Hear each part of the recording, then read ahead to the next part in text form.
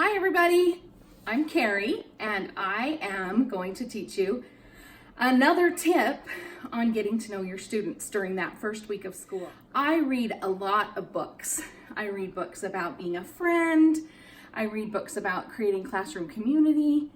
And I think reading a lot of books during that first week of school gives the kids an opportunity to kind of relax during the day. They've been doing summer things for a long time, so it gives them a chance to chill, and it gives you a chance to sit down, because I know that's a hard thing going back to school that first week, is getting the stamina to teach all day.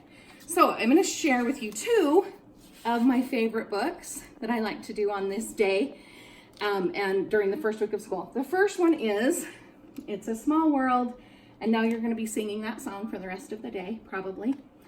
This book has a CD with it, and it's just the song, but it is illustrated. So it's a fun way to talk about how it is a small world and how we can be friends and be kind to everybody.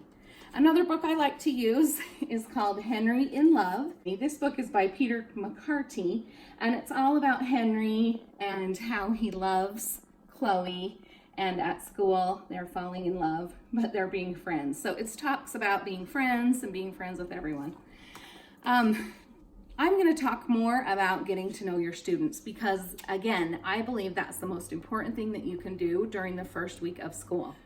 On the first day of school, I actually assign my students buddies, and we talk about what is a good buddy. And we have a discussion, and things like a good buddy would check on you if you were sick, or a good buddy would ask you to sit by them at lunch. With my college students, I do this as well, and they talk about how a good buddy could text them and say, "Hey, are you doing okay?" if they missed a class, or they could give them the homework assignment. A few years ago, I had a student, and she chose out of this life. She took her own life, and it was one of the most devastating things I've ever had to deal with. Yet it's something that we all can think about. What can we do with our elementary school children to help them to care more about themselves and to be conscious of others? That's when I first started doing buddies with my college students, and it really has made a difference as far as creating classroom community.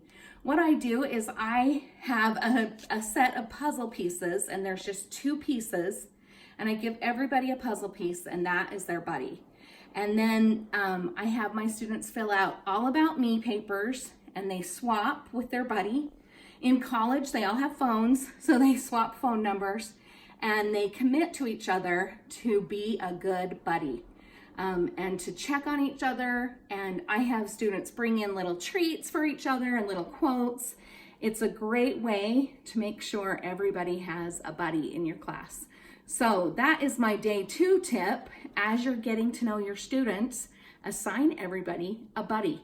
And make sure you have a buddy too, because teacher mental health is very important.